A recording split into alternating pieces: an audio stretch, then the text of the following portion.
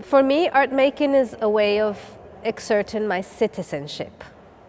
It's the way I contribute to a construction of society and of other worlds.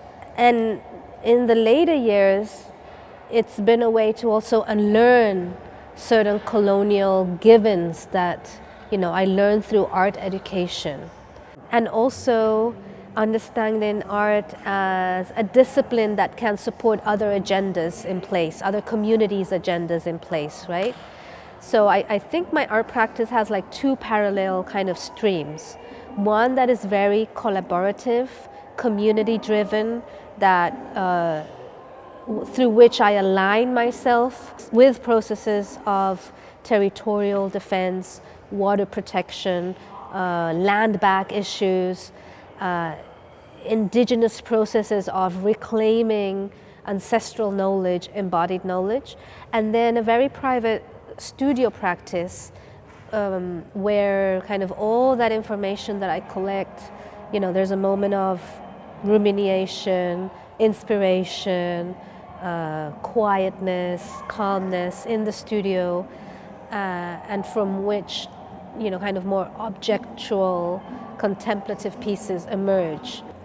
Like the Cosmatarrayas, for example. I think the Cosmatarrayas are a series that really connects those two ways of operating, those two methodologies, right? Because the nets are acquired and obtained through those relationships I build with the community, but then they come to the studio and there's a very pleasurable play in terms of like adding color, adding objects, giving them a shape, kind of more formal explorations, right?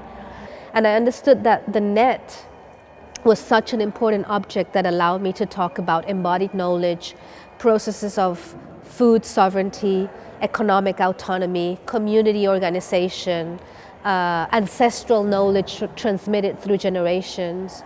But I'm normally driven by what exists around me and what informs me and what affects me as a woman of color, as an immigrant with privileges, of course, as a mother of two, and as a cultural worker, right? As a worker in this world. I was born in London to Colombian parents. I lived in London till I was 6, and then we returned to Bogota, to Colombia, and I lived in Colombia until I was 21. I went to art school in Colombia, but in '99, after I graduated from art school in Colombia, I returned to London, lived in London as a young adult for 5 years, then I moved to Puerto Rico, then I stopped in New York, and now I'm currently living in Los Angeles. So I've been more than half of my life living outside of Colombia. And at a certain point, after a number of years, I was longing to reconnect to Colombia. And the river called me back. The river really called me back, and it happened. So I read an article that said, the river doesn't let itself to be diverted. It was written in first person. And it was talking about the Yuma, the Magdalena River, which I lived on the riverbanks for a couple of years when I was a teenager. My dad used to grow cotton and sorghum and soy along the river. And it turned out to be that the person who wrote the article was someone I knew and who was doing activism already in the region against the dam construction and helping organize the communities. So through that person, who's Jonathan Luna, and who's still doing activism in the region, I was able to visit and start a relationship with the communities and with the river itself. I think the Bee Dam works very much as a constellation of works, and each work, shines on its own and speaks about a particular case or a particular river basin. So the Quimbo Dam on the Magdalena River is the first star in that constellation. And it looks at the affectations and the struggles of the people resisting the construction of El Quimbo Dam, the first dam built by transnational capital in Colombia. And through that relationship that I built with those resisting communities, I was able to tap into a network of affections and of resistance that was regional, and that was growing not only at a Colombian level but at a Latin American level. So it was really through that network of political affections and international and transnational solidarity that I am able to then kind of create these other stars in the constellation and support the agendas of those communities through art making, right? I'm looking to portray in the collective and the collective, right? So sometimes we think about portraiture about understanding an individual entity, and that's not where I want to go with portraiture.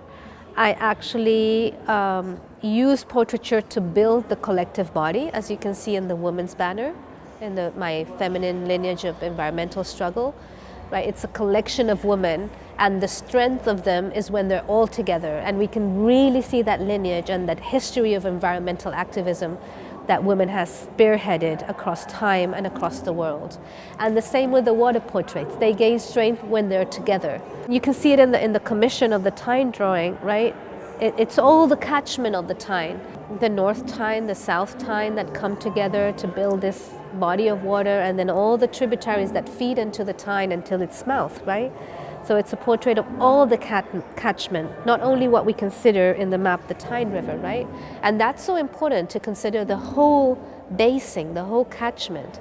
Because when we don't consider it is when we start having these kind of infrastructure projects that are deadly for an ecosystem, because they just consider a little part of it and not the entire, and all the, the kind of holistic aspects that an ecosystem entail. When you portray a river instead of representing it through a landscape, you're really signaling to the agency of that body of water and inviting the audience to shift their gaze over water from a utilitarian perspective, a capitalistic perspective that understands water as a natural resource, towards a more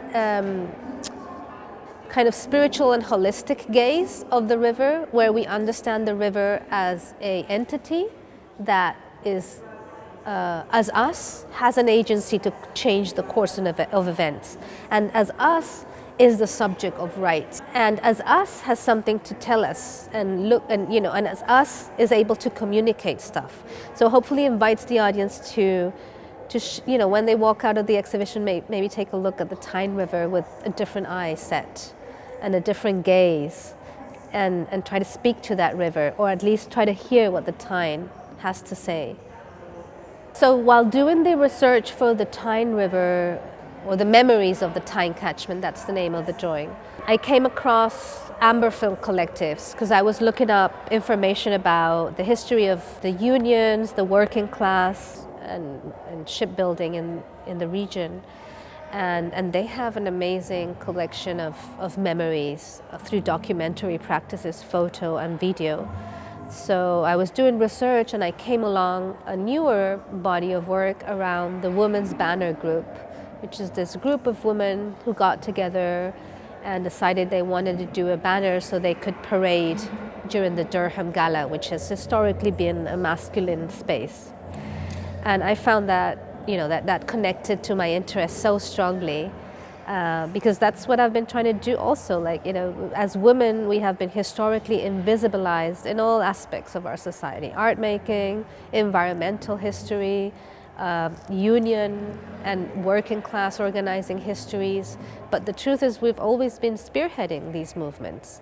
So the fact that they had, the strength and the drive to build this banner and parade, the first time women parade in the Durham Gala in 2018, for me was just so important, and also trying to respond to the local histories too again. So how, if I'm interested in building historical memory, what are the processes of historical memory locally that I can connect my work to? And also because, at the end, art for me is a way of self-educating myself, right? It's through art making that I can keep up with what's going on in the world, connect to local histories, connect to local audiences. So hopefully to bring in the Women Banner Group banners and the film by Amber Films opens a dialogue between my work and other local processes.